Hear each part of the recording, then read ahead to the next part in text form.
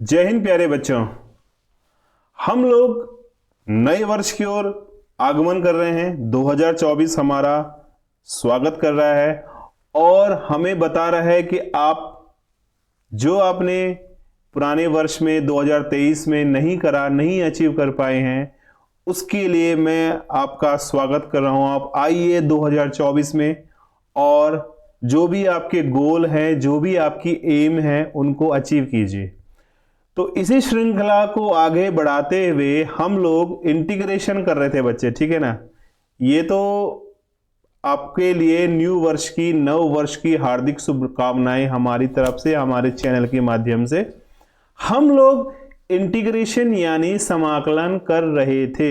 मैं आपको coming week में एक सॉलिड शॉर्टकट का वीडियो लेके आने वाला हूं इंटीग्रेशन का, जिसमें आपको डायरेक्ट हेल्प मिलेगी क्वेश्चंस को हल करने की।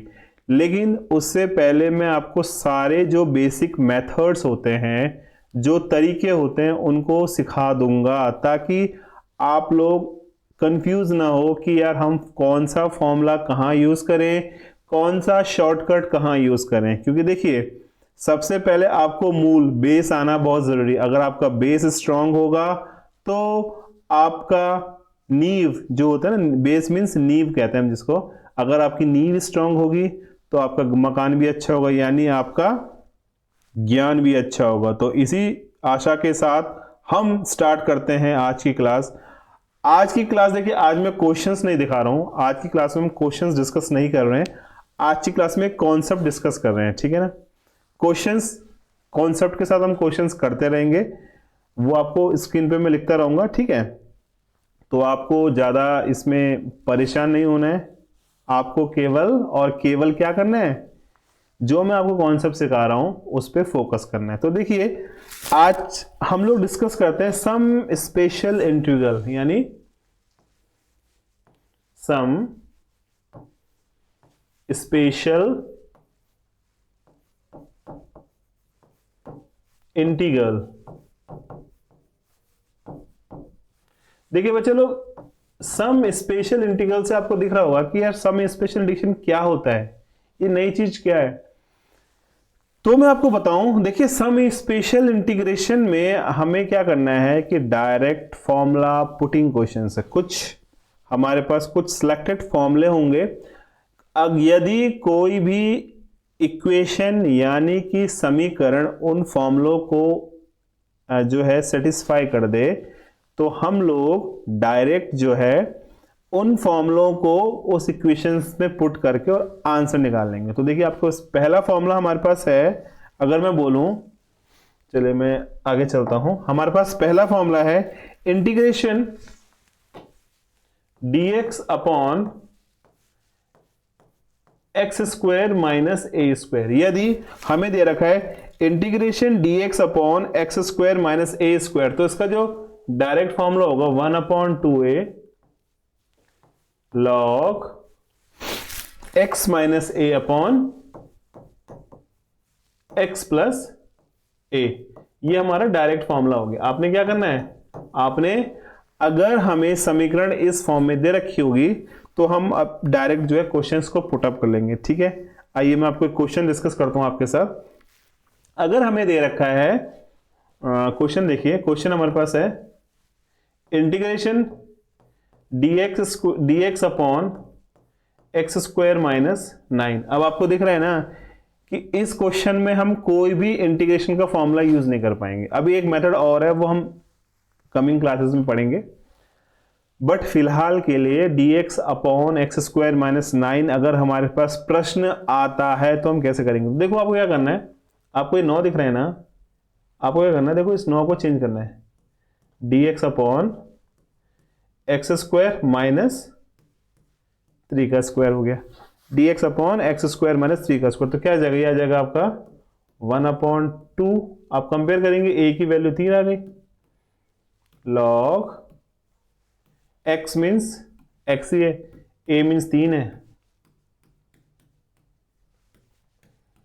तो ये आपका डायरेक्ट आंसर आ गया। तो this is the direct formula putting method. Question देखा, क्वेश्चन में कौन सा फॉर्मूला यूज हो रहा है ये देखा, दोनों चीज क्लियर, उसके बाद फॉर्म लगा दिया। ठीक है, अब देखिए एक क्वेश्चन मैं आपको और दिखाता हूं इस टाइप का। देखो सर, यदि हमें दिया हुआ क्वेश्चन एक और लेते हैं, हमें दे रखा है dx upon x square minus 4, dx upon x square minus 4। या एक काम करो, इसको थोड़ा चेंज करते हैं, ठीक है ना। आप बोलोगे सर एक जैसा क्वेश्चन करवा रहे हो, हम एक काम करते हैं, इसको करते हैं 2x स्क्वायर माइनस 8 करते हैं। क्या करते हैं? 2x square minus 8।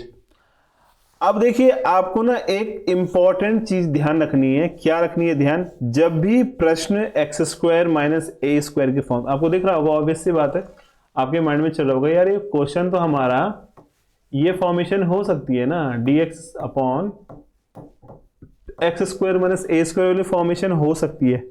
लेकिन बच्चे लोग आपको सिर्फ एक चीज ध्यान रखनी है कि जो कोफिशिएंट ऑफ एक्स स्क्वायर होगा ना वो हमेशा फ्री होगा, यानी उस कोफिशिएंट ऑफ एक्स स्क्वायर में किसी भी टर्म का मल्टीप्लाई नहीं होना चाहिए। इसको आप रिमाइंड रखिएगा, जो एक्स स्क्वायर का जो गुणांक होगा ना, एक्स स्क्वायर का जो गुणांक होगा वो फ्री होगा, यानी स्वतंत्र होगा।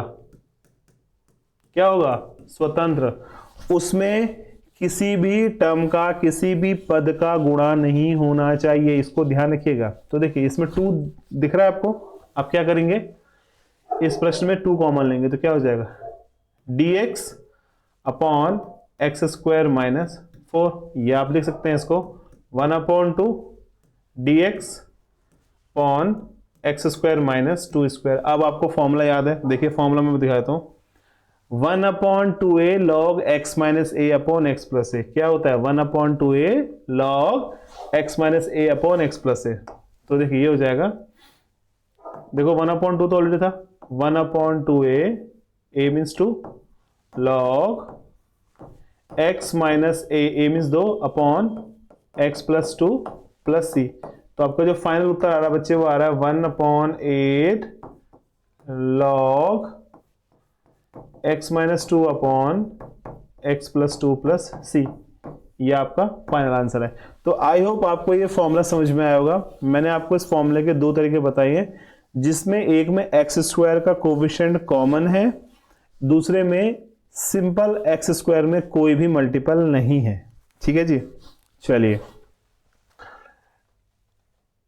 अगला फॉर्मूला देखते हैं। अगला फॉर्मूला में दे रखा है, यदि ये क्वेश्चन स्टेप से दिया हो, dx upon a square minus x square is equal to 1/2a, क्या होगा? ये होगा log a plus x upon a minus x plus c. अभी आपको ध्यान देना है कि उस प्रश्न में क्या था, उस प्रश्न में था dx upon x square minus a square, है ना।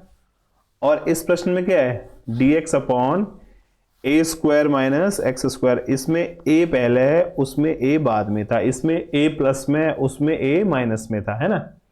तो दोनों प्रश्नों का डिफरेंस आपको समझ में आना चाहिए, क्योंकि कंफ्यूजन इसी में होती है। बच्चे लोग क्या करते हैं, क्वेश्चन आया ऊपर वाला, आंसर निकाल दिया नीचे वाला, क्वेश्चन आया नीचे वाला, आंसर निकाल दिया ऊपर वाला। तो ये गलती नहीं करनी है, इसको आपने समझना है।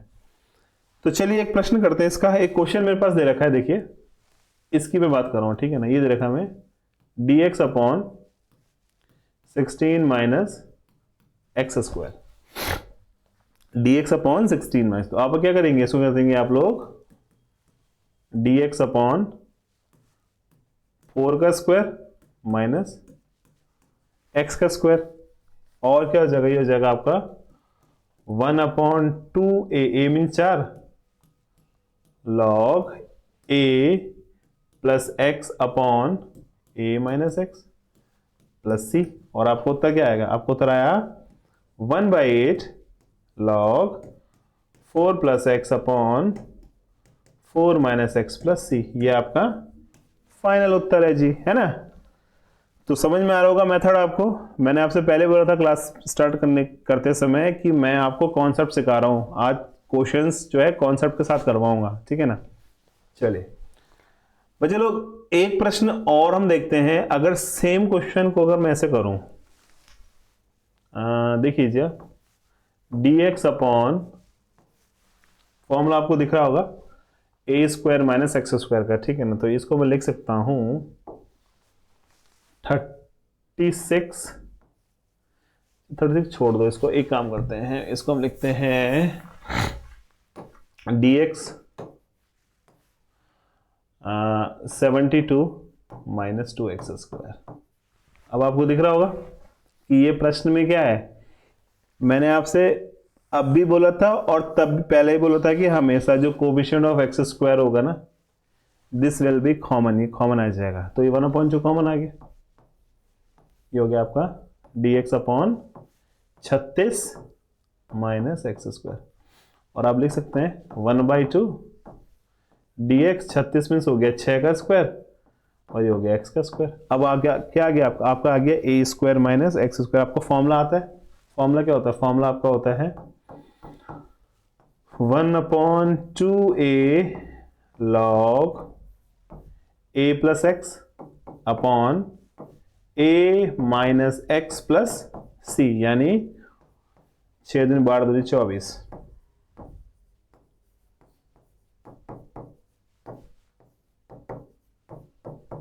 ये आपका आंसर आ गया, ठीक है ना।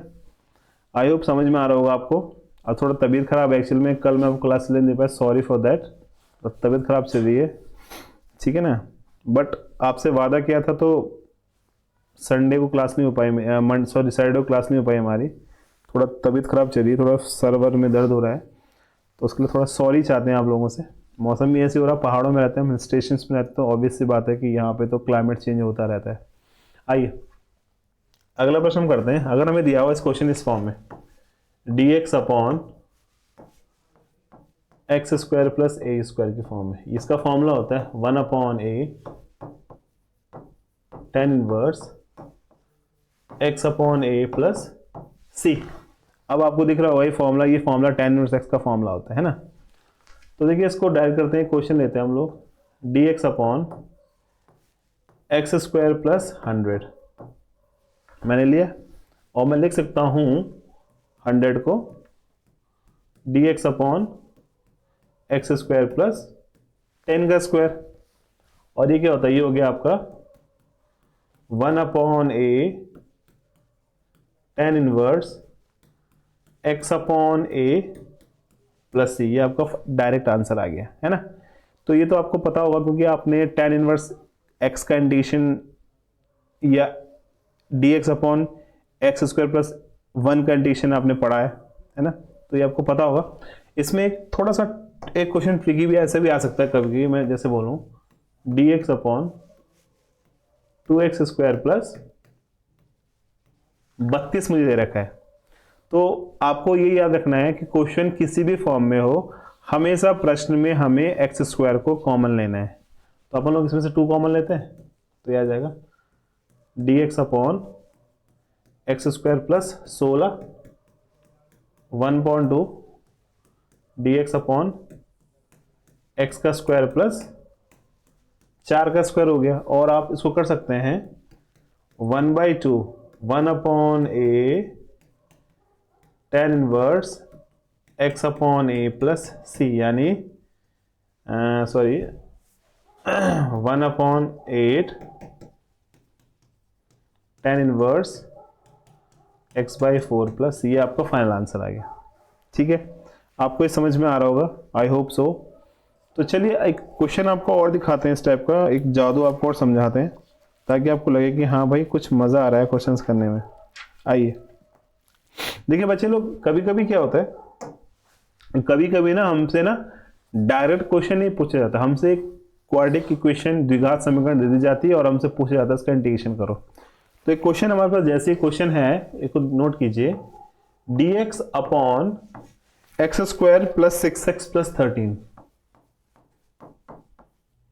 हमारे पास एक डायरेक्ट प्रश्न दिया गया है dx upon x square plus 6x plus 13। अब आप सोचोगे अरे बाप रे बाप, ये क्वेश्चन में तो जो है ना तो ये x square plus a square की फॉर्म में है, ना ये x square minus a square की फॉर्म में, ना ये ए स्क्वायर माइनस एक्स स्क्वायर की फॉर्म में। अब ये किस फॉर्म में है? ये प्रश्न जो है किस फॉर्म में? तो ऐसे प्रश्न से घबराना नहीं है, ऐसे प्रश्न को कन्वर्ट करना है। हमें क्या करना है? इस प्रश्न को, जो हमारी ये फॉर्म थी तीन फॉर्म थी, इन तीन फॉर्म में से किसी एक फॉर्म में कन्वर्ट करना है, ठीक है ना। तो आपने कक्षा 10 में परफेक्ट स्क्वायर बनाना यानी पूर्ण घात बनाने वाले प्रश्न किए होंगे, है ना। तो देखिए सबसे पहले आपने क्या करना है, मैं आपको थोड़ा स्टेप बता देता हूं, फिर हम लोग क्वेश्चन करते हैं। अगर हमें a x square plus b x plus c की फॉर्म में कोई भी द्विघात समीकरण दिया है, तो हम क्या करेंगे? सबसे पहले हमारा काम क्या होगा? जो कोफिशिएंट ऑफ एक्स स्क्वायर है उसको हम लेंगे common, coefficient of x square को हम लेंगे कॉमन, ठीक है। उसके बाद हम लोग को करेंगे, जो कोफिशिएंट ऑफ एक्स होगा ना उसको हम करेंगे डिवाइडेड बाय 2। जो भी हमारा कोफिशिएंट ऑफ एक्स होगा, एक्स का गुणांक होगा, उसको हम करेंगे 2 से भाग। इतना करने के बाद जो भी हमारा ये आएगा उसका हम प्यारा सा कर देंगे एक वर्ग। क्या करेंगे? एक कर देंगे वर्ग, और वर्ग करने के बाद उसको जोड़ने का और उतना ही घटाने का, किसमें? दी हुई समीकरण में। समझ में आया आपको? ये होता हमारा परफेक्ट स्क्वायरिंग मेथड। क्या करना हमने?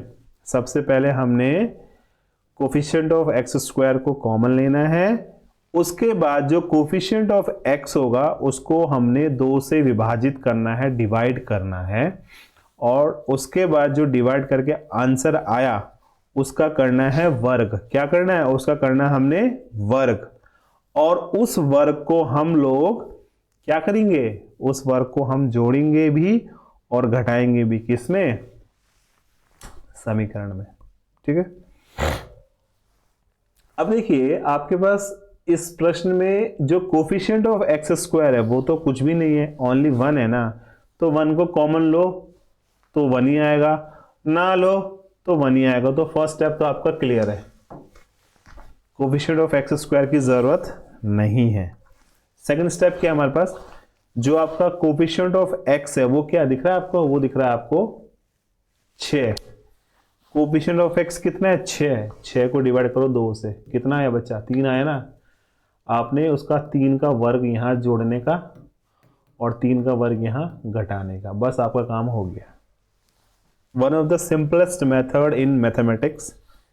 इससे आसान मेथड मैंने अपनी लाइफ में कहीं नहीं देखा है, ठीक है ना। तो देखो अब क्या होगा? ये होगा आपका dx upon a square plus b square plus 2ab, यानी x प्लस 3 का होल स्क्वायर। और देखो ये 13 यूं बचा, और 3 का स्क्वायर 9 होता है। dx अपॉन x प्लस 3 का स्क्वायर, 13 में से 9 गया कितना? 13 में से 9 गया 4, 4 मीन्स हो गया आपका 2 का वर्ग। और आपको दिख रहा होगा कि ये dx upon x square plus a square की फॉर्म है ना। तो हम क्या कर सकते हैं? माना x प्लस 3 बराबर t, तो dx बराबर dt हो जाएगा। ये आपका सब्स्टिट्यूशन मेथड है, प्रतिस्थापन द्वारा हमने किया। तो क्या हो जाएगा? ये हो जाएगा आपका dx का dt और x प्लस 3 का t स्क्वायर हो जाएगा, और ये 2 का स्क्वायर क्या हो जाएगा? 1 अपॉन ए, तो हाँ a है ऑब्वियसली बात है। 1 अपॉन ए tan इनवर्स x अपॉन ए प्लस सी, ये आपका फाइनल आंसर है। dx क्या होगा? 1 अपॉन ए tan इनवर्स x अपॉन ए प्लस सी, ये आपका फाइनल आंसर आ गया, ठीक है जी। तो समझ में आया होगा आपको इतना। एक मैं आपको और क्वेश्चन करवाता हूं इस टाइप का, ताकि आपकी थोड़ा अच्छी प्रैक्टिस हो जाए। चलिए प्रश्न मेरे पास है, सेम क्वेश्चन पैटर्न पे, x square plus 8x plus 20। प्रश्न आपको दिख रहा होगा x square plus 8x plus 20। अब मुझे इस प्रश्न को हल करना है, तो मैं कैसे हल करूंगा? तो फर्स्ट स्टेप हमारा क्या था? Coefficient of x square common लेने का। उसकी जरूरत हमें इस क्वेश्चन ने दी नहीं है। इसने बोला बेटा एक्स स्क्वायर मैं फ्री हूं, ले ले मजा जितना लेना है। ठीक है जी, ले लिया मजा। अब कोफिशिएंट ऑफ एक्स कितना है? 8। 8 डिवाइडेड बाई 2 कितना आया? 4 आया ना। 8 डिवाइड बाई 2 4, तो 4 का स्क्वायर हमने जोड़ दिया और 4 का स्क्वायर हमने यहाँ पे घटा दिया जी। बस इतना सा काम है जी।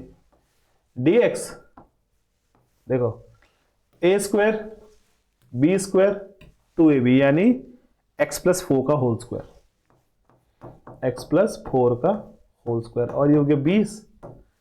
4 का स्क्वायर, 4 का स्क्वायर हो गया 16। dx अपॉन x प्लस 4 का स्क्वायर, और 16 में से 20 में से 16 गया 4, 4 मीन्स 2 का वर्ग। अब आप क्या करेंगे? Let's see, x plus 4 is equal to t और dx बराबर dt, तो क्या हो जाएगा? ये हो जाएगा आपका dt upon T square plus 2 square, और ऑब्वियस सी बात है 1 upon a tan inverse T, T means x plus 4 upon a means 2। ये आपका फाइनल आंसर हो गया। ठीक है, तो आपको समझ में आई है। तो ऐसे हमारे पास एक दो मेथड और हैं, वो मैं आपको आने वाली क्लासेस में डिस्कस करूंगा, क्योंकि वीडियोस मेरा जो इंटेंशन होता है, मैं वीडियो ज़्यादा बड़ा नहीं बना सकता, क्योंकि मैं समझता हूँ कि अगर बच्चों को शॉर्ट वीडियो में दो चार क्वेश्चन, 2-4 मेथड समझा दिए जाएँ तो आपको भी मज़ा आएगा और हमको भी मज़ा आएगा, है ना। मेरे आप कई लोग कमेंट करते हैं, मैसेज करते हैं मुझे कि सर आप लॉन्ग वीडियो 1 घंटा 2 घंटे का बनाइए। तो देखो बच्चे, वीडियो बनाना में कोई प्रॉब्लम नहीं है, लेकिन शॉर्ट वीडियोस जो होते हैं आधे घंटे के, 20 मिनट के, 25 मिनट के, उसमें आपको लगता है कि यार 20 मिनट में लेक्चर खत्म हो जाएगा, तो आप भी उसको इंटरेस्ट होकर देखते हैं और हम भी जो है अच्छे तरह से उसको बना सकते हैं, पढ़ा सकते हैं ना। तो आज की क्लास में हम इतना ही कर रहे हैं, बाकी फिर हम लोग नेक्स्ट क्लास में मिलते हैं आपसे बहुत जल्दी।